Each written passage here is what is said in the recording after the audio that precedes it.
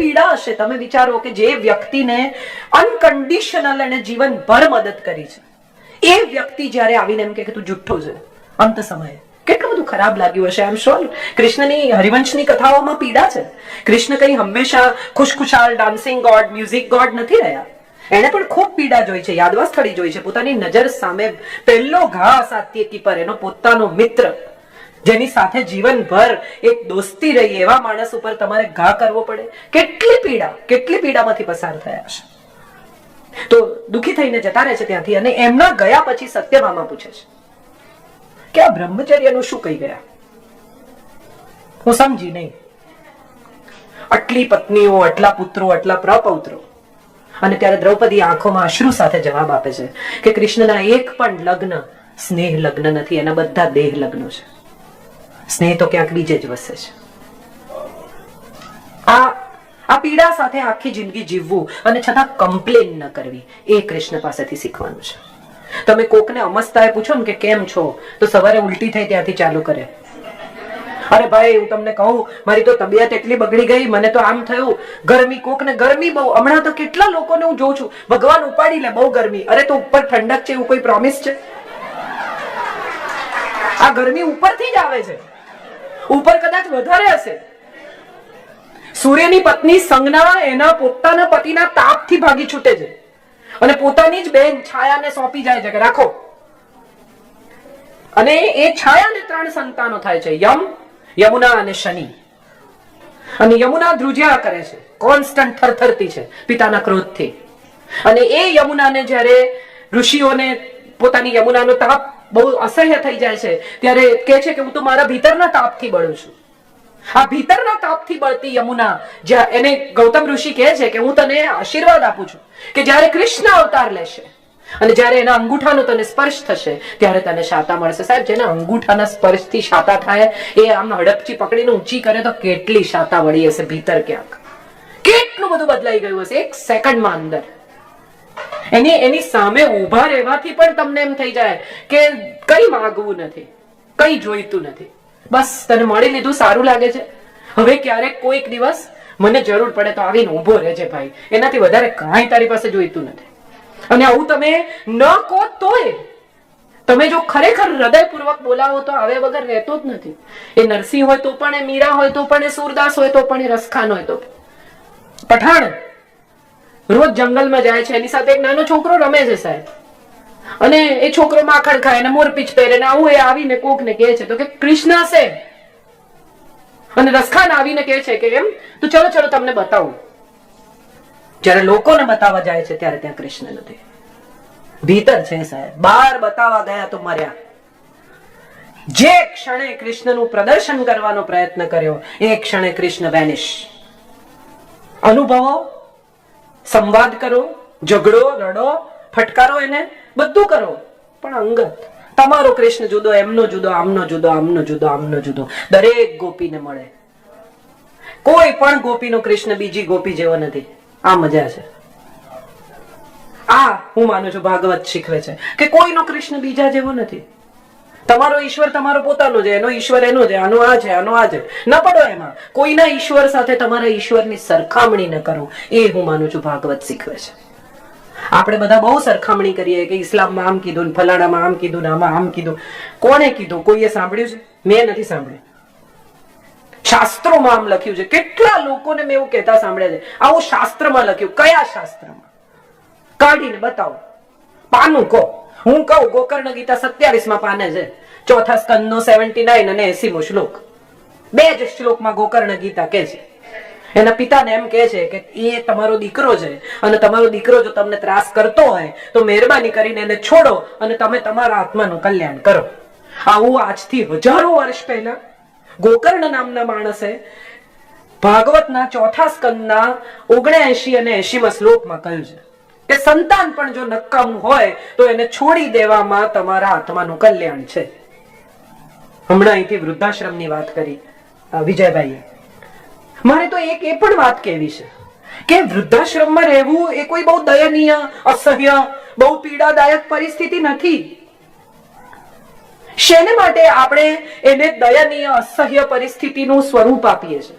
કોઈક વાર એવું થાય કે બધા જ સંતાનો વિદેશ રહેતા હોય અને માં અહીંયા એકલી રહેતી હોય, એને બદલે કોઈ સારા 5 સ્ટાર વૃદ્ધાશ્રમમાં રહેતી હોય તો એને એની ઉંમરના લોકોની કંપની મળે, એને ડોક્ટર મળે, એને 4 લોકો સાથે વાત કરવાની તક રહે.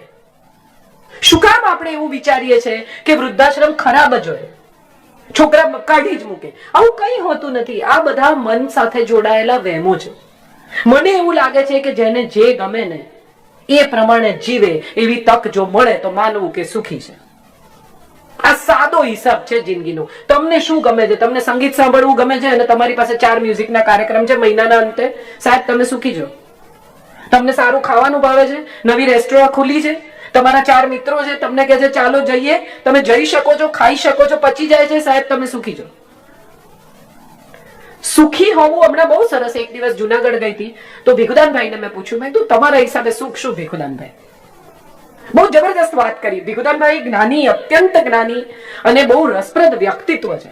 બહુ સરસ વાત કરી ભીખુદાનભાઈએ કે તમારી પાછળ પોલીસ ન દોડતી હોય અને તમે ડોક્ટરની પાછળ ન દોડતા હો તો માનવું કે તમે સુખી છો. આનાથી વધારે સુખની કોઈ વ્યાખ્યા જ નથી. કોકના ફોન તમારે ન ઉપાડવાના, કોકના ઉપાડવાના, નંબરો બદલવાના, વળી કોક તમને મળી જાય તો કે અરે બાપરે આને મળ્યો એટલે પેલાને કહેશે તો પેલાને કહેશે લાવો ભાગો અહીંથી.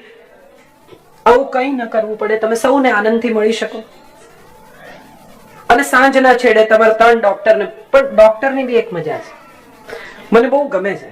ડોક્ટર અને વકીલ આ 2 જણા કદી પરફેક્ટ થાય જ નહીં. એ જીવનભર પ્રેક્ટિસ કરે અને પ્રેક્ટિસ આપણા ઉપર કરે. દર વખતે એક નવો પેશન્ટ, એની નવી પ્રેક્ટિસ. અને આ નવી પ્રેક્ટિસની મજા શું કે કોઈ દિવસ ક્યારેય તમને ખાતરીપૂર્વક એમ ન કહી શકે કે તમે સાજા થઈ જશો કે તમે કેસ જીતી જશો. We will try. બહુ સારો હોય તો કે we will try our best. પણ કોઈ તમને એમ કે થઈ જશે તો એવો એક જ છે, એ તમને એમ કે આવ્યો ને જા કરી દઈશ, 100% કરી દઈશ, તું ચિંતા ન કર, તારું કામ થઈ જાય, તું સુઈ જા ઘેર જઈને. કેટલા દાખલા. મિત્ર છે સુદામા, દોસ્ત એકદમ પાક્કો, કોઈ દિવસ ગયો નહીં. એક દિવસ પત્નીએ કહ્યું ભાઈ તું જા, ભાઈ તું જા. તમે વિચારો કેટલી કેટલી મજાની જિંદગીઓ હોય છે જગતની. શૈલેન્દ્ર, રાજ કપૂરના આટલા સારા લિરિક રાઇટર, રાજ કપૂરની ફિલ્મોના ઉત્તમ ગીતો હસરત જયપુરી અને શૈલેન્દ્રએ લખ્યા.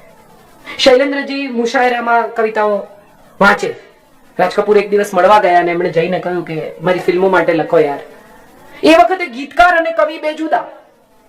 ફિલ્મોના ગીતો ના લખે, બેકાર.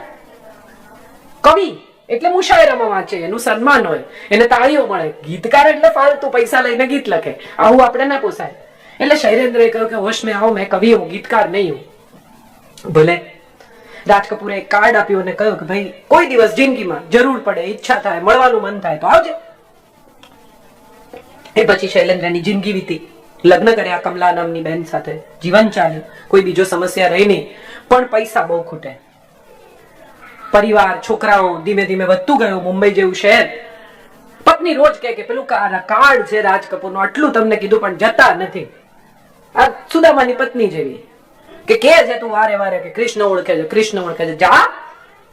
શૈલેન્દ્રની પત્નીએ કહે કે તું વારે વારે કહે રાજ કપૂર આવ્યો તો, રાજ કપૂર જતો તો છે નહીં, ક્યાંકથી મળ્યું હશે કાર્ડ. એક દિવસ એમને પણ ચીડ ચડી, ઘરમાં બિલકુલ પૈસા નહીં. વરસાદ પડે મુંબઈ શહેરનો અને ગયા રાજ કપૂરને ત્યાં. જઈને રાજ કપૂરને કહ્યું કે મેં આયા હું આપને કામ લેને કે લીએ. રાજ કપૂરે કહ્યું જો મારી ફિલ્મ પૂરી થઈ ગઈ છે, બરસાત, ટાઇટલ સોંગ બાકી છે, લખી શકે? કોશિશ કર सकता, I will try my best. વકીલ જેવું. એટલે એને કહ્યું અચ્છા ઠીક છે, લખ. બહાર બેસાડ્યા, ચાબા પીવડાઈ. ખૂબ વરસાદ, પેન્ટ વાળીને આવેલા, આટલું એટલું પાણી. બહાર બેસીને એને લખ્યું બરસાત में हमसे मिले तुम सजन, तुमसे मिले हम. કવિ કેવી સિચ્યુએશન્સ માંથી ગીત લખી શકે? પીડામાંથી પણ ગીત જન્મે.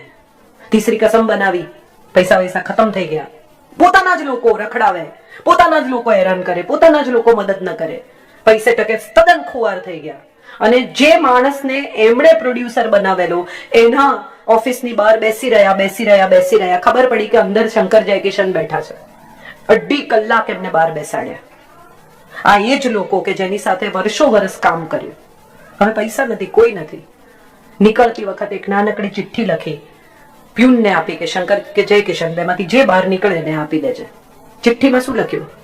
छोटी सी ये दुनिया पहचाने रास्ते हैं, तुम कभी तो मिलोगे, कहीं तो मिलोगे तो पूछेंगे हाल. આ મજા છે. તો સુદામા જેવો મિત્ર ત્યાં પહોંચે છે, માંગી શકતો નથી, પૈસા નથી, કશું નથી, પત્નીએ ધકેલ્યો છે, આવ્યો છે બિચારો, પણ કહી શકતો નથી કે મને પૈસા જોઈએ છે, મને કંઈક મદદ કર.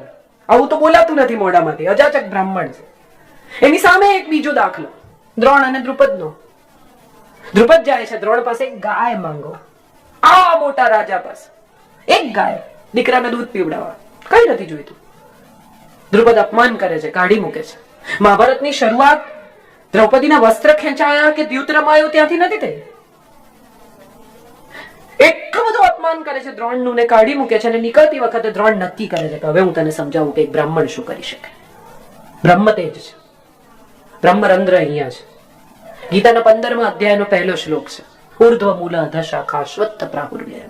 માણસ એક જ એવું પ્રાણી છે કે જેના મૂળ ઉપર છે અને શાખાઓ નીચેની તરફ વિસ્તરેલી છે. બાકીના બધા આડા છે અથવા ઊંધા છે. એક જ એવું પ્રાણી જેના મૂળ ઉપર ને શાખા નીચે. આ બ્રહ્મરંધ્ર છે, આ બ્રહ્મ તેજ છે. બ્રહ્મચારી કોણ છે? જે બ્રહ્મ તેજનું પોતાના રોજિંદા જીવનમાં ચારણ કરે છે, પાલન કરે છે, એ બ્રહ્મચારી છે. તો કૃષ્ણ કહે છે કે આ બ્રહ્મચારી છું. જો મેં બ્રહ્મચર્યનું પાલન કર્યું હોય તો બાળક જીવતું થાય. અને ત્યારે દ્રૌપદી પ્રત્યુત્તર આપે છે સત્યભામાને કે એના એક પણ લગ્ન દેહ સ્નેહ લગ્ન નથી, એના બધા દેહ લગ્નો છે, પોલિટિકલ લગ્નો છે. આજે પણ જ્યાં તકલીફ પડી શકે જીતવાની એવું બિહાર, મગધ, એની બાજુમાં ચેદી, એની આમ નેક્સસમાં વિદર્ભ. તમે જો જુઓ નોર્થનો નકશો તો તમને સમજાય કે બધા દબંગ રાજાઓ. આ રાજાઓને તોડવા હોય જરાસંઘ, શિશુપાલ અને વિદર્ભનો રૂકમણીનો પિતા, એમને જો તોડવા હોય તો શું કરવું પડે? એમાંથી એકની દીકરી પરણવી પડે. હવે અસ્તિ અને પ્રાપ્તિ, જરાસંઘની દીકરીઓ તો મામી થાય, કેમ પરણે? ન પરણે. આ બાજુ શિશુપાલ એની જોડે લડી વળ્યો. રહ્યું એક વિદર્ભ, એની દીકરી રૂકમણી, પરણવું જ પડે. બીજો કોઈ રસ્તો જ નથી, કારણ કે જ્યારે મહાભારતનું યુદ્ધ થશે ત્યારે આ બધાને ભેગા લેવા પડશે. અને માટે પરણ્યો. સત્યભામાને પરણ્યો કેમ? સત્રાજીત પાસે મણી છે, ચોરીનો આરોપ આવ્યો, કઈ બોલતો નથી, જઈને શોધી આવે છે ને કે મણી પાછો આપે. એટલે કે ભાઈ તારો મણી.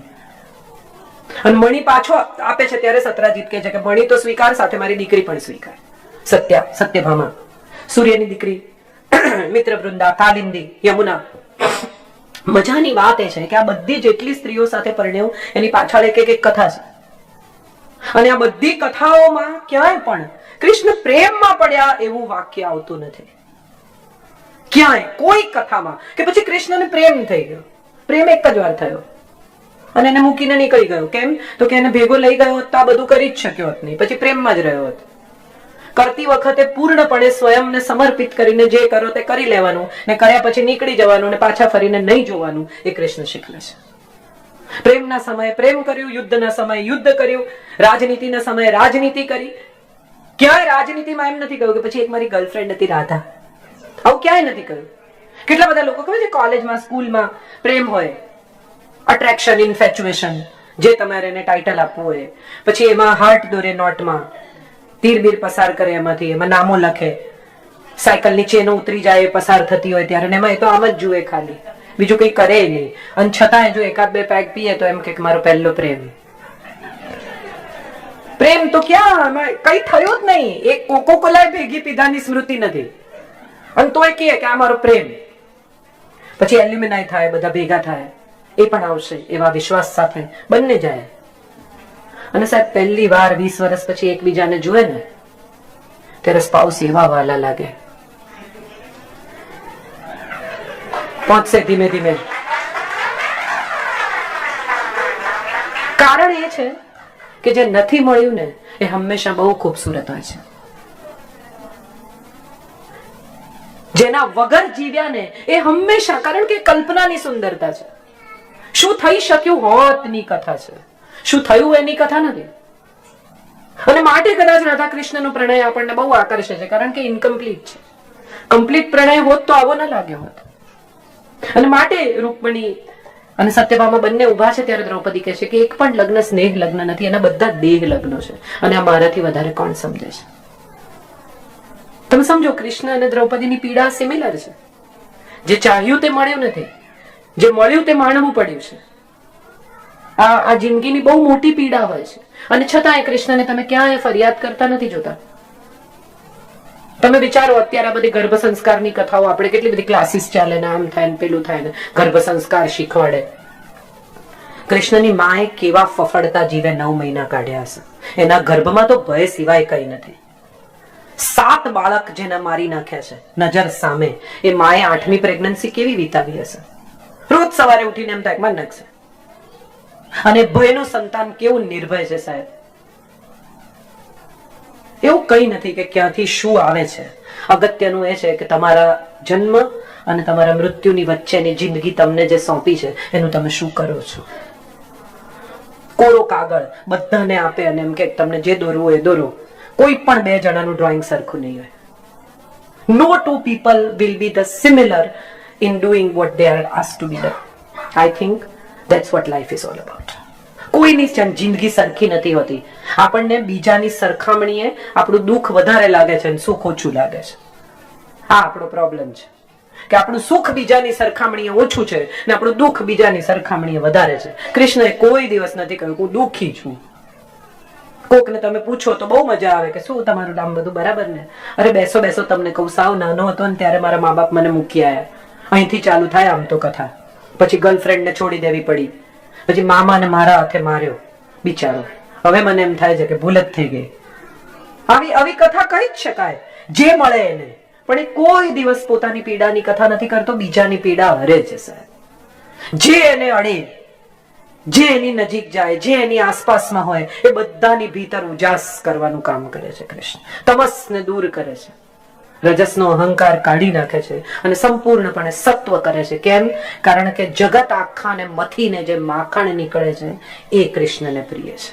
મથાવ બધું મથીને જે નીકળે, પેલા દૂધનું દહીં થાય, દહીંની છાશ થાય, છાશમાંથી નીકળે માખણ, એ કૃષ્ણને પ્રિય છે. માટે હું માનું છું કે આ ભાગવત કથા જે તમે સાંભળી રહ્યા છો રોજ, એ તમારી ભીતર પણ મંથનનું કામ કરે તો સારું.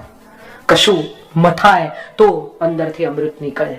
માત્ર સાંભળવું, બેસવું, કારણ કે કશ્યપભાઈ ને ભરતભાઈ ને આપણે ખુશ કરવા આવ્યા છીએ, એમને એમ થાય કે આપણે રોજ બેસીએ છીએ, ચંદ્રિકાબેન ને વિભાબેન ને બધા નમસ્તે નમસ્તે કરીને પછી ફોનમાં નહીં પડતા. તમને તમારા ઘેર કોઈ કચરો આપી જાય બેગ ભરીને, તો તમે એનું શું કરો? શું કરો એ કચરાનું? વાડકી બધાને ઘેર આપી આવો? હા કે ના? શ્યોર ના? ફરી પૂછું છું, શ્યોર ના? તો વોટ્સએપ કેમ આટલા ફોરવર્ડ કરો છો? રોજ સવારે કોક તમારે ત્યાં કચરો ઠાલવી જાય એટલે કચરો તમે વાડકી ભરીને થોડો થોડો બધાને ઘેર આપી આવો કે હવે તમારો વારો લો. મારે જે કહેવું છે તે અહીં કદાચ પૂરું થાય છે. કોઈને ઘરે આપવા જાઓ ત્યારે કશું સત્વ, કશું સારું, કશું પ્રેમાળ, કશું સંવેદનશીલ આપી આવજો. કોઈ તમારે ઘેર કચરો નાખી જાય તો એ કચરો આગળ ફોરવર્ડ કરવાને બદલે તમારી કચરા પેટીમાં નાખી અને કચરા પેટી ઢાંકી દેજો. આ ભાગવત છે. જીવનના સંપૂર્ણ અર્કમાંથી નીકળેલી એક એવી સુંદર વાણી કે જે આપણને ભીતરથી સાફ કરવાનું કામ કરશે. હું આશા રાખું છું કે અહીંયા જે આ કથા કહેવાઈ રહી છે એમાં કશું આપણી ભીતર સ્વચ્છ થાય, આપણી ભીતર કશું ઉજળું થાય, આપણી ભીતર સૂર્યોદય થાય, એક સવાર પડે જે સવારથી આપણી ભીતર કશું બદલાય. તો હું માનું છું આ ભાગવત કથાનો કોઈ મતલબ છે, એનો કોઈ અર્થ છે, એની સાથે જોડાયેલી જિંદગીના કોઈક ક્ષેત્રમાં આપણે કશું કરી શકીએ. બાકી આ ધરતી પર ધક્કો ખાવા ઘણા આવે છે. રિટર્ન ટિકિટ તો આપી જ છે આપણને, હરી ફરીને પાછા જજો. અહીં રહીને તમે શું કર્યું એ તમારી સ્મૃતિઓ છે. અહીં રહીને તમે શું કર્યું એ તમે પાછળ મૂકી જવાના છો. પાસબુક નહીં કામ લાગે, શ્વાસબુક કામ લાગશે. So let's hope that we are doing something in these days. આ 7 દિવસનો યજ્ઞ જે એમણે આરંભ્યો છે, એ યજ્ઞમાં ક્યાંક કશેક આપણે પણ આપણી અશ્રદ્ધાની, આપણા તમસની આહુતિ આપીએ, એને બાળીને રાખ કરીએ, તો ક્યાંક કૃષ્ણ અડપચી પકડીને આપણને પણ ઝટકો મારશે 100%. બહુ આભારી છું તમારા સૌની કે આટલા સ્નેહથી, આટલા આદરથી મને સાંભળી. રૂપારેલ પરિવારે જે યજ્ઞ આરંભ્યો છે એમાં મને પણ 2 સમિત નાખવાની તક મળી. ફરી એકવાર આપ સૌ જે વિદેશથી પધાર્યા અહીં સુધી, એ સૌનો આભાર. અશોકભાઈના ચરણમાં પ્રણામ.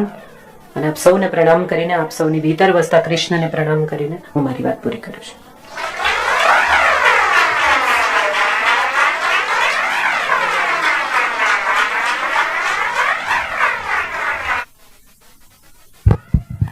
ખૂબ ખૂબ આભાર કાજલબેન.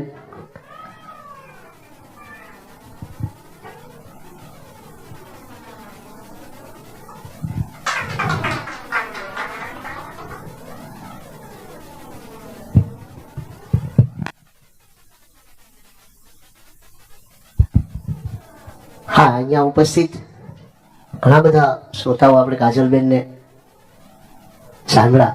કોઈને પ્રશ્નોત્તરી કંઈ કરવી હોય તો કાજલબેન આપણને અવશ્ય જવાબ આપશે. કોઈને કઈ પ્રશ્ન હોય કાજલબેન ને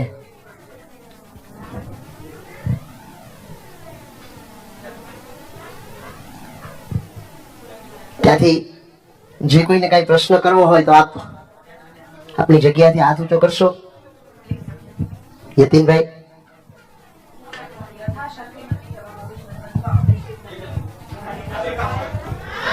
મને બધું આવડે છે એવું માનવાની જરૂર નથી, પણ મારા વાંચનના આધારે મને જે ખબર હશે એ કહીશ. એટલે એવી કોઈ પેલી પણ નથી કે મને બધું ખબર જ છે ને હું જવાબ આપી છે. એવો તો કઈ સવાલ નથી. જી જતીનભાઈ. પણ એક સવાલ એવો છે કે બેન, આપની લોકપ્રિયતાનું રહસ્ય શું છે? આપના વાંચન, વિચારો કે રજૂઆત?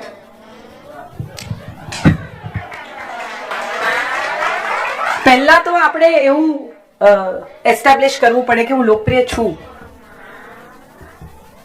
અને જો છું તો લોકો જ નક્કી કરે કે એનું રહસ્ય શું છે. હું કોણ નક્કી કરનારી? તમને શું ગમે છે? મેં કહ્યું ને, સૌનો ઈશ્વર જુદો છે. કોઈને વાંચન ગમે, કોઈને વિચાર ગમે, કોઈને રજૂઆત ગમે. હું ખાલી એક સરસ કિસ્સો કહું, તમને મજા આવશે. હમણાં એક કાર્યક્રમમાં મેં બાપુને ત્યાં પણ આ કિસ્સો કહ્યો હતો કે એક કાર્યક્રમ હતો, એમાં પોડિયમ બહુ ઊંચું હતું. એટલે બધા પુરુષો આવીને મારી પહેલા બોલ્યા કે કલેક્ટર હતા, અને બીજા કોઈક ભાઈ હતા, અને ત્રીજા ભાઈ હતા, બધા બોલી લીધું. પછી મારો વારો આવ્યો. એટલે હું આવી એટલે ધમાધમ થઈ ગઈ, પોડિયમ ખસેડો, પોડિયમ ખસેડો.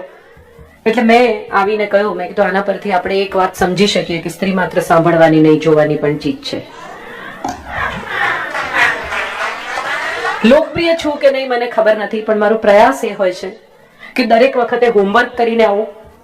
મારે જે કહેવાનું છે એ વિષયને વળગીને મારી વાત કરું. વિષયાંતર, બકવાસ, કચરો, ગોળ ગોળ ફરવું અને શ્રોતાને પણ ફેરવવા, આવું મને બહુ અનુકૂળ નથી હોતું, નંબર 1.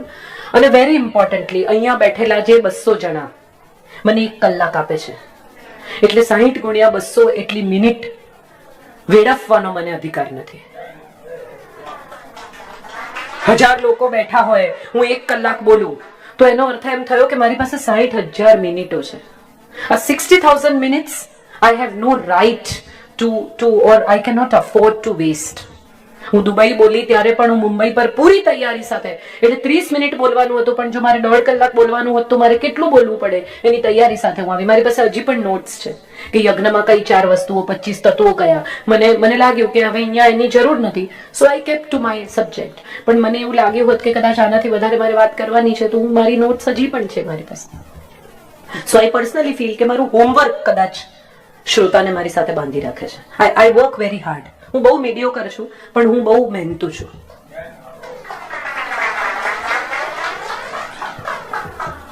અન્ય કોઈને કઈ આજના વાંચન સાથે મેં બહુ મહેનત કરી છે, એટલે તમને કઈ મારા વાંચનમાંથી પૂછવું હોય તો that's more easier for me to answer.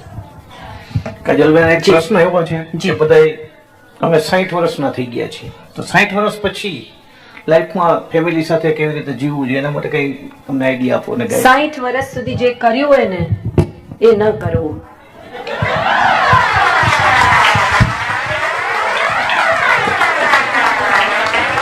અટકી જવું. બસ હું માનું છું આમાં બધું આવી જાય છે.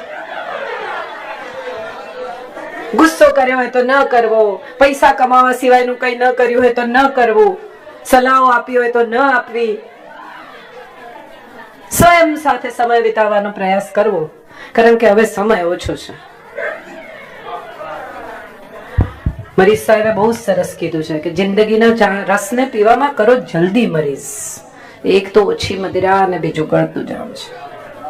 જામ ગળવા માંડે 60 વર્ષ પછી.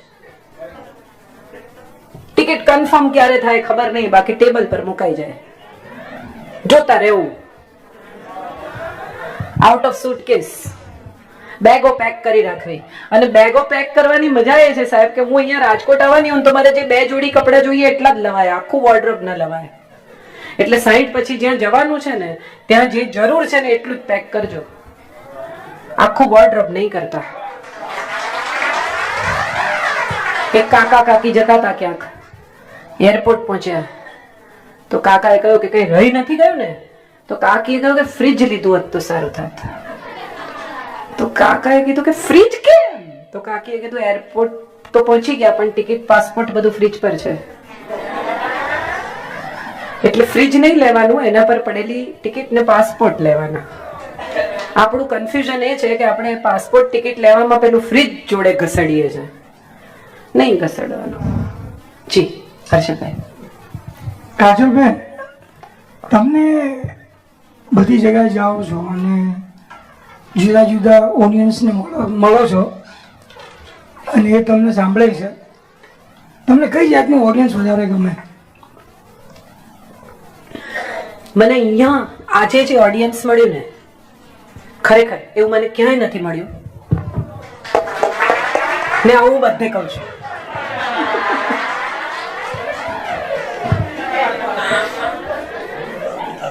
આ છે ને ડેસ્ટિની જેવી વાત છે, તમારી પાસે પસંદગીનો અધિકાર નથી.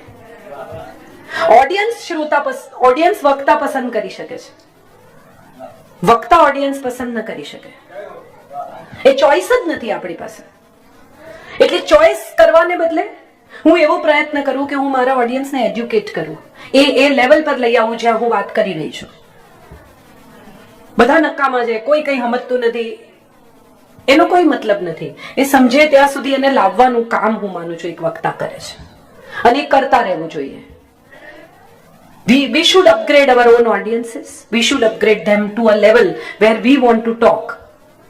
એવું થઈ શકે તો સારું, અને ન થઈ શકે ને એમ જ થાય કે નથી જ સમજતા તો થોડા નીચે ઉતરીને જોક્સ મારવામાં પણ કઈ વાંધો નથી. ધીમે ધીમે હસતા હસતા પણ પોતાની વાત કહી જ શકાય છે. દરેક વખતે જ્ઞાનની જ વાતો કરવી એવું કઈ નથી.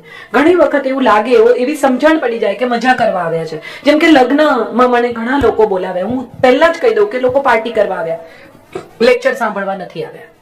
છતાં એમ કે ના તમે આવો, લગ્ન વિશે વાત કરો, લગ્ન જીવન વિશે વાત કરો. હવે જે 2 જણા પરણવાના છે એને ટ્રોઝો સિવાય કોઈ ચીજમાં રસ નથી. એ પેલી એકબીજાની મહેંદી જોતા હોય ને એમનું પોતાનું વિશ્વ અત્યારે એટલું બધું અદ્ભુત છે કે એને આ બધું શું બધું મગજમારી. આ કાજલબેન ને મમ્મી પપ્પાએ બોલાયા છે, બેસો અહીંયા આગળ, એનાથી વધારે એમને કોઈ રસ નથી. અને બાકીનું જે ઓડિયન્સ આવ્યું છે 40-50 ની ઉપરનું, એને હવે લગ્ન જીવન વિશે ટિપ્સ આપીને કઈ ફાયદો નથી. એને ગૂંચવી કાઢ્યું છે. હવે ગૂંચવાયેલા કોકડાને કેમ ઉકેલવું એ વિશેની ટિપ્સ હોય તો જુદી વાત છે. એટલે 2 આખા જુદા ઓડિયન્સ છે. એક એવો ઓડિયન્સ છે કે જેનું જીવન શરૂ થવાનું છે, એક એવો ઓડિયન્સ છે કે જેને ઓલરેડી બધું લીપી પોતીને ખતમ કરી નાખ્યું. હવે આ 2 ને એક વાત કેમ કરવી હર્ષદભાઈ? એટલે પછી એમાં લગ્ન જીવન ઉપરની વાતો એવી રીતે કહેવી કે પેલાને આપણી વાત સમજાય ને જેને ગૂંચવ્યું છે ધીમે ધીમે છેડા ખોલવાની ટ્રાય કરે કે આમાં ક્યાંક ખુલે છે આપણાથી. એટલે તો જેવું ઓડિયન્સ. પણ મને બેઝિકલી જે મજા આવે છે એ છે કે મારી સામે બેઠેલા જેટલા પણ લોકો, કોઈ વાર 1000 હોય, કોઈ વાર 8000 હોય. હમણાં એક લેવા પાટીદાર કાર્યક્રમમાં 8000 પીપલ, પણ એ 8000 ની 16000 આંખો તમારી સામે જોતી હોય અને તમે જે કંઈ કહી રહ્યા છો એમાં એમને શ્રદ્ધા છે, એટલે તમે અહીંયા ઊભા છો ને એ બહુ જવાબદારીનું કામ છે. વ્યાસ એ પોઝિશન છે, વ્યાસ એ વ્યક્તિ નથી. એટલે વ્યાસપીઠ જે હોય ને એ શ્વાસપીઠ છે, વિશ્વાસપીઠ છે. લોકોના વિશ્વાસ સાથે તમે કશું કહી રહ્યા છો. એટલે બને ત્યાં સુધી બહુ બકવાસ ના કરો. હું જ્યારે અમિતાભ બચ્ચનને મળી એ તો બિચારા માની લેશે, પણ તમે નથી મળ્યા તો તમારો આત્મા તો જાણે છે, તો રહેવા દો ને. હું એવા ઘણા લોકોને ઓળખું છું કે જે મને સાક્ષાત્કાર થયો. અરે ભાઈ, શેનો સાક્ષાત્કાર? રહેવા દે ને. આ તો બિચારા શ્રદ્ધાથી સાંભળે છે, ભલા છે, કોઈ ઊભું થઈને કહેતું નથી કે ચૂપ રહે એમ. અને આ દેશનું ઓડિયન્સ બહુ સહિષ્ણુ છે સાહેબ. ભારતનું ઓડિયન્સ અત્યંત સહિષ્ણુ ઓડિયન્સ છે. તમે મેં ઘણીવાર જોયું કે શું કહેવાનું હોય, શું બોલતા હોય, લાંબુ લાંબુ લાંબુ લાંબુ લાંબુ, અને તોય બિચારા બેઠા શાંતિથી. ત્યારે મને એમ થાય કે બહુ બહુ ક્ષમાશીલ લોકો હોય છે, એટલે એમની ક્ષમાનું, એમના ધૈર્યની પરીક્ષા પણ ન કરવી. આવું હું શીખી છું. બસ, આનાથી વધારે કંઈ નહીં. Thank you. કાજલબેન, આજે ભરતભાઈની વિષય પસંદગી એવી હતી કે લાઈફ બિગિનિંગ એટ 60. હા, પણ એટલે આ Bhagavat is a beginning of life. What I tried to bring was through Bhagavat, how do you begin life? 60 એવું કઈ નથી હોતું. Life begins any time, and sometimes life don't begin any time. People come and go, they don't do anything in life, and some people can do so many things in a shortened life. એક આખું list છે લોકોનું, ગુરુદત્ત થી શરૂ કરીને, કિશોર કુમાર થી શરૂ કરીને, મીના કુમારી થી શરૂ કરીને, સ્મિતા પાટીલ થી શરૂ કરીને, વી રામાનુજ, વિક્રમ સારાભાઈ, તમને આખું લિસ્ટ, બ્રુસ લી, એલ્વિસ પ્રેસ્લી, કેટલા લોકો કે ટૂંકી જિંદગીમાં કેટલું બધું કરી ગયા, અને કેટલા લોકો જે એટલું બધું જીવ્યા 90 વર્ષ, પણ એની પાસે કહેવા જેવો એકેય દિવસ નથી. હમણાં કોકે મને એક નાનો મેસેજ મોકલ્યો હતો કે જવાનીમાં એકાદ કાંડ તો કરવું જોઈએ, નહીં તો છોકરાઓને કહેશો શું. એટલે તમે જે પૂછ્યું એના જવાબમાં એ પણ છે કે કંઈ ના કર્યું હોય તો એ પણ કરી જ લેવું. એમ કશું યાદ કરવા જેવું હોય તો એ પણ કરી લેવું, એમાં કઈ વાંધો નહીં. ટાગોર 56 વર્ષે પ્રેમમાં પડ્યા વિક્ટોરિયા ઓકેમ્પોના, સ્પેનની કવયત્રી હતી. Tagore was 56 and she was 23 and they fell in love. Ravishankar કઈ ઉંમરે પરણ્યા? પંડિત રવિશંકર. એટલે બધું થઈ શકે અને કશું ન થઈ શકે. જિંદગી જીવી લેવી એવું મને લાગે છે. અને આજે મેં ભાગવતની વાત એટલે કરી, હું મારી મેળે મારો વિષય પસંદ કરી લેતી હોઉં છું. ક્યારેક વિષય પણ મને પસંદ કરી લેતો હોય છે, પણ મને એવું લાગ્યું કે જે ઓડિયન્સ છે એ બધું 60 નું નથી. બહુ ઓછા લોકો 60 ના છે, પાછળ ખૂબ યંગસ્ટર્સ છે. એમને શું રસ હોય 60 વર્ષે શું થાય છે એમાં? અને એ જયારે 60 ના થશે ને ત્યાં સુધીમાં જગત આખું બદલાઈ જશે. એટલે એમને 60 વર્ષની વાત કરવાનો અર્થ નથી. I would love to target youth, feel young, and make all the people feel young who think that they are old. હૃદયથી યુવાન હોવું એ બધું અગત્યનું છે. માટે મને લાગ્યું કે આ બધા યુથ ઉપર, પેલા ભાઈએ જે પ્રશ્ન પૂછ્યો કે આ યુથને શું આપશો ભાગવતમાંથી, તો 6-7 જણા 60 ના હોય એને માટે આ 150-200 લોકો પર ક્યાં ત્રાસ ગુજારવો. So I thought as much. જી, આપને પૂછો ને, વાંધો નહીં, સંભળાશે. તમારા જીવનમાં તમે કોઈ એવી વ્યક્તિને મેળવો જેનાથી તમે વિશેષ પ્રભાવિત થયા હો? એવી કોઈ એક વ્યક્તિ હું તો બધાથી પ્રભાવિત થાઉં છું. મને જેનાથી વિશેષ પ્રભાવિત ના વિશેષ, હું તો મને ટ્રસ્ટ મી, મને દરેક માણસ કશું આપી જાય છે. અમારે ઘરે હમણાં ટેલિવિઝન ચેનલ રિપેર કરવા વાળા એક ભાઈ આવ્યા, બહુ રસપ્રદ. તમે એને જોઈને જ સમજાય કે આ કઈ બહુ ભણેલા નહીં હોય. અમારી ચેનલ બગડી ગયેલી ને ટીવી એ મારો એકમાત્ર વ્યસન છે, કારણ કે હું થાકી પાકીને ઘેર આવું, પછી હું સાવધાન ઇન્ડિયા જોઉં એટલે હું સુઈ જાઉં. એટલે એ એક મારી એવી પેલી છે કે Savdhaan India works for me like a lullaby. ધીમે ધીમે મને ઊંઘ આવવા માંડે ચાલુ થાય એટલે, કેમ કે મગજ નહીં વાપરવાનું. એટલે એ ભાઈને મેં કીધું કે મને ગમે એમ કરીને આજે ટીવી તો ચાલુ કરવું જ પડે. એટલે એ ચેનલની કે માથાકૂટ કરતા હતા, એમાં એમણે મને કીધું તમે શું જુઓ છો? એટલે મેં કીધું સાવધાન ઇન્ડિયા. એટલે એમણે પાછળ ફરીને મારી સામે એક લુક આપી અને પછી કહ્યું કે જીવન બી સાવધાન ઇન્ડિયા જેવું છે. તમને ખબર છે, ક્રાઇમ કરનારા છેલ્લે પકડાઈ જ જાય.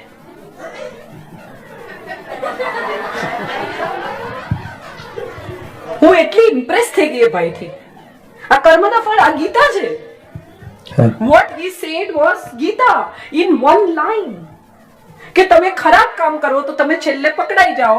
આ સાવધાન ઇન્ડિયા શીખવે છે અને કૃષ્ણ શીખવે છે કે તમે કર્મ કરો એનું ફળ તમને મળ્યા વગર રહેતું નથી. આ ભાઈથી હું ઇમ્પ્રેસ થઈ ગઈ કે એમણે પોતાની વાત સાવ સાદગીથી કહી દીધી. મને એક દિવસ લંડન હું જયારે કામ કરતી હતી, વચ્ચે 2 મહિના ગયેલી, ત્યારે રોજ હું બેંક સ્ટેશન પર ટ્રેન બદલું, તો બેંક સ્ટેશન પર રોજ એક છોકરો યંગ છોકરો આફ્રિકન ટ્રમ્પેટ વગાડે, તો I use to stand there and listen to him. Saxophone વગાડે, કોઈ વાર ટ્રમ્પેટ વગાડે, તો હું ત્યાં ઊભી રહીને એને સાંભળું. ને મારી જિંદગીનો સૌથી ખરાબ સમય 2010 નો, હું એવા પેલામાં કે મારે દેશ છોડવો, દેશમાં રહેવું, આટલું બધું ભણી છું જેની કશું થઈ શકતું નથી, મારી પાસે બ્રાન્ડિંગની ડિગ્રી છે, આ દેશમાં એના કોઈ પૈસા નથી, હું શું કરું, એ બહુ જ કન્ફ્યુઝનનો સમય, જેની અંદર રોજ હું ત્યાં ઊભી રહું ને વિચારું કે લંડન શિફ્ટ થાઉં તો મારા પરિવારનું શું, છોકરાનું શું, એને અહીંયા ગમશે નહીં ગમે, સંજય આવશે નહીં આવે, જેને અમદાવાદ નથી છોડવું એ લંડન કેમ આવશે, આવા બધા હજારો સવાલની વચ્ચે હું, અને રોજ એવા ગાડે, રોજ હું એને સાંભળું. એક દિવસ એને એમ હાથ લંબાવ્યો ને મેં પણ એના હાથમાં હાથ મૂક્યો ને હું રસ્તાની વચ્ચે સબવેમાં I danced with him. I don't know why. અને ડાન્સ પૂરો થયો પછી હું એને ભેટીને ખૂબ રડી. હું શું કામ રડી એ પણ મને આજે બી ખબર નથી. એ બધું પૂરું થયું અને પછી હું જે દિવસે નીકળવાની હતી એ દિવસે મને મળવા ગઈ ને મેં એને કહ્યું, મેં તો આઈ એમ લીવિંગ ટુમોરો, ગોઈંગ હોમ. એટલે એને કહ્યું, where is home for you? કે મેં કીધું India, let's have an ice cream. So we went there. એને કહ્યું, વોટ્સ યોર નેમ? એટલે મેં કહ્યું, કાજલ. CAJL? મેં કીધું, નો, KAJL. એટલે એને મને કહ્યું, માય નેમ ઇઝ કાલ, CARL. C, if you spell it with C it sounds K, if you spell it with K it sounds K. Life is like that. આવા લોકો હોય છે જગતમાં કે જે તમને આમ કરીને કંઈક આપીને જતા રહે અને પછી એને તમે ક્યારેય મળતા નથી. એને ફરી મળવું જરૂરી પણ નથી હોતું. સ્કોટલેન્ડ હું એક જ દિવસ એક વીકેન્ડ હતું ને ઉતરી સ્ટેશન ઉપર અને આમ તેમ જોતી હતી કે ભાઈ મને ક્યાંક બજેટ હોટેલ મળે. તો એક ભાઈ ત્યાં બેઠેલા ગુજરાતી લાગ્યા એટલે જઈને મેં પૂછ્યું, મેં કીધું અહીંયા બજેટ હોટેલ છે આસપાસમાં? કે ગુજરાતી છો? મેં કીધું હા. કાજલ ઓઝા છો? મેં કીધું હા. ચલો અહીંયા થોડી રહેવાય હોટલમાં, ઘરે ચલો. અરે ન જાન ન પહેચાન, તમારે ઘરે કેવી રીતે આવો? ઘેર લઈ ગયા, રાખી, ખવડાવી પીવડાવી, લેક સિટી ડિસ્ટ્રિક્ટ સ્કોટલેન્ડ બતાવ્યું, મજા કરાવી અને પછી હું નીકળતી હતી ત્યારે 11 પાઉન્ડ આપ્યા. એટલે મેં કીધું શેના તમે મને પૈસા આપો છો? તો કે અમારા ઘરથી દીકરીઓ ખાલી હાથે ન જાય. આ લોકો છે જેનાથી હું ઇન્સ્પાયર થાઉં છું. રોજ કશુંક આપી જાય છે, રોજ એક માણસ કંઈક આપી જાય છે. તમને લેતા આવડવું જોઈએ. આપનારા તો ઠેર ઠેર ફરે છે. એ તમને લેતા નથી આવડતું માટે હું માનું છું આપણા સુધી કંઈ આવતું નથી. આપણે દરવાજા બંધ કરીને બેઠા છે, આપણને કંઈ જોઈતું જ નથી, આપણને બધું આવડે છે. એક ઝેન ગુરુએ શિષ્યને કહ્યું કે આ કપમાં ચા રેડ. એટલે પેલા કહ્યું, નહીં રેડી શકાય. કેમ? તો કે ભરેલું છે. રેડું તો શું થાય? તો કે છલકાય. તો કે જ્ઞાનનું બી એવું જ છે, ખાલી થાય તો ભરાઈશ. That's what I feel. જી આપ કઈ કહેતા હતા? સોરી. કાજલબેન, દરેક માતા પિતા પોતાની દીકરીને સારા સંસ્કાર આપે છે, એ બાળપણથી માંડી અને મોટી થાય ત્યાં સુધી. તમે હમણાં વાત કરી કે અહીંયા પાછળ યંગસ્ટર બેઠા છે, તમે તમારી પણ વાત કરી લંડન ગયા ત્યારે દીકરીની વાત. તો દરેક માતા પિતા જે સારા સંસ્કાર આપે દીકરીને, તો દીકરીની પણ ફરજમાં આવે છે કે પોતાના માતા પિતાએ આપેલા સંસ્કારની ફરજો બજાવી. એ વિશે પ્લીઝ 2 શબ્દ તમે કહો. એમ દીકરાની પણ ફરજમાં આવે છે. દરેક માતા પિતાની આશાઓ જે હોય છે, તમે કહેશો તો વધુ સારી રીતે સમજી શકશો. એટલે હું શું કહું આમાં, પણ અગત્યની વાત એ છે કે સંસ્કાર આપણે શેને કહીએ છીએ. મંદિર જવું અને 2 હાથ જોડવા એને તમે સંસ્કાર કહો છો? તો હું નથી કહેતી. આપણે છોકરાઓને કહીએ કે મોટા છે પગે લાગ. એ જ માણસને એને અમુક રીતે વર્તતો જોયો છે, એને પગે લાગવાનું મન નથી થતું. એ તમારું માન રાખવા કદાચ ઝૂકી પણ જાય, પણ એની ભીતર આદર નથી. હું એવું અંગત રીતે માનું કે સંસ્કાર છે ને, એને એક જ વાક્યમાં જો ડિફાઇન કરવા હોય ને તો સંસ્કારનું એક જ વાક્ય એ છે કે તમારા સિવાયના લોકો પણ જીવે છે ને તમારા પછીના લોકો પણ જીવવાના છે. આ જે સમજી જાય ને એ સંસ્કારી. મોટા ભાગના લોકોનું ચારિત્ર છે ને એ પબ્લિક પ્લેટફોર્મ પર જુદું હોય છે. એકાંતમાં તમને કોઈ ન જોતું હોય ત્યારે તમે જે વર્તો ને એ તમારું ચારિત્ર. એટલે મા બાપને પણ મા બાપ એમ કે સંસ્કાર, જુઠ્ઠું નહીં બોલવાનું, આ સંસ્કાર. પણ એ જ પિતા એ જ મિનિટે ફોન ઉપાડીને એમ કે હું રાજકોટમાં નથી, હું તો મુંબઈ